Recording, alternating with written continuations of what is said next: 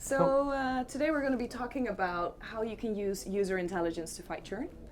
Alpha Networks and Spideo have had a partnership for a couple of years now. We've had a shared integration since last year, working on a couple more cool features. And as we're bringing both our knowledge together, we're going to be discussing the things that we're good at and where we can help our customers actually fight churn, because churn is very real.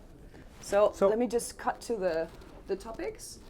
Yeah, let's start. So basically, I think in terms of retention of customer, what we want to cover is what we will call the three pillars and the 3 points which are really important. So first, we will speak about better access to the content. Why better access to the content? Because now the way to consume content is finally totally different depending of where you are and on which device you are.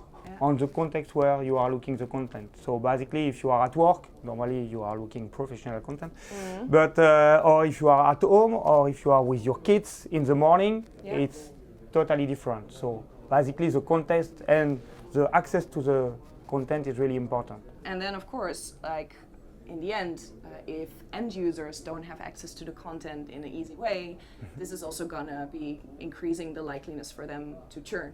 So what I want to talk about a little bit here when we talk about reducing time to content is the concept of hyper choice. Like, a lot of people feel that, okay, right now we have so many different platforms and there's a lot of content, but where do I get started?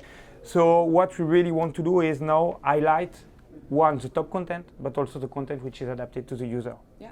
And for that, we need to know our user and we need to collect the data. We need to have the information about the user, and for that, at least we need to mix now consumer information and content information. Lastly, we're going to be discussing understanding users. Understanding users is really about the data that we collect together. So how you collect information about how people are using the platform, how we collect data about how people are consuming the content, and the information that we collect from that really brings us to new business intelligence tools. So we actually have a new project coming up together, so we'll give you a little insight in what's coming next.